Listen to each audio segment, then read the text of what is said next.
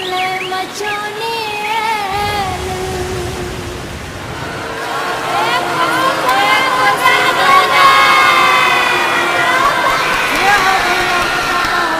बांध तोड़ कुसहा में कोसी प्रलय मचाने जान माल घर धन जन डुबले जान माल घर धन जन डुबले की करबै हो भार किछ न पुराए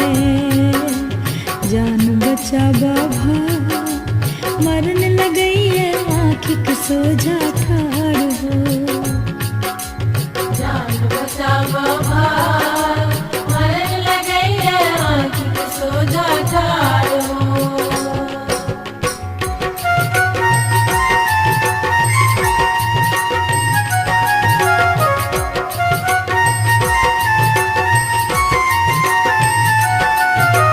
बेटा घर ने किए परिजन घर घर डूबल जाए बेटा घर ने किए परिजन घर घर डूबल जाए चार गो बच्चा इस घर कनिया चार गो बच्चा इस घर कनिया देख हक भासल जान किछ ने पुराए जान बचाबा भार मरन लगैए आँखिक सोझा ठाड़ हो जान बचाबा भार मरन लगैए आँखिक सोझा ठाड़ हो।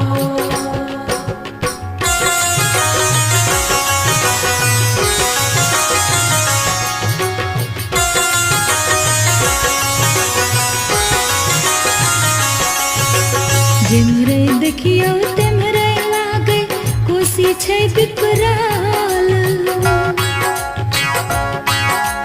जिमरे देखियो तेमरे लागे कोसी छै विकराल गाम गाम में कतुक समा गेल गाम गाम में कतुक समा गेल कोसी का कालक गाल किछ नै फुराए जान बचाबा भार मरन लगैए आँखिक सोझा ठाड़ हो जान बचाबा भार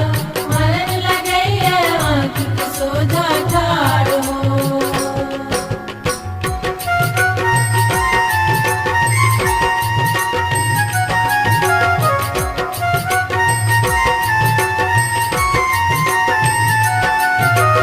दस दिन सान बिना पानी बिना हो भाई 10 दिन सान बिना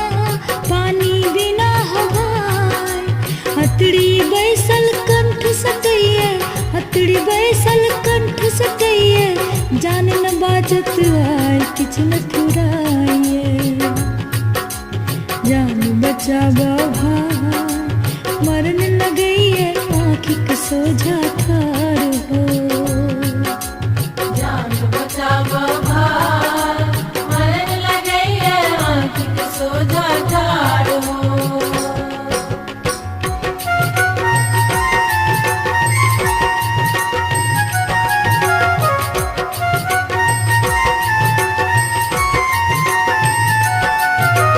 जो बाँचब तो कोना के जियब गामक गाम बिरान जो बाँचब तो कोना के जियब गामक गाम बिरान सगरो घोर अकाल मृत्यु सो सगरो घोर अकाल मृत्यु सो घर घर सुन मसान किछ न फुराए जान बचाबा भार मरन लगैए आँखिक सोझा ठाड़ हो जान बचाबा भार मरन लगैए आँखिक सोझा ठाड़ हो।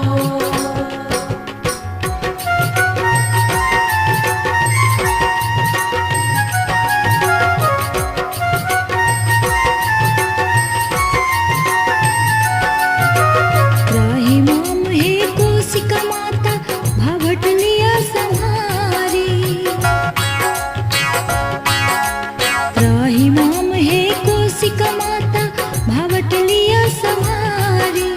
बकस दिया माँ जान माल के, बकस दिया माँ जान माल के, आबह दियो बार किछ न फुराए। जान बचाबो भाई, मरन लगई है आँखिक सोझा था।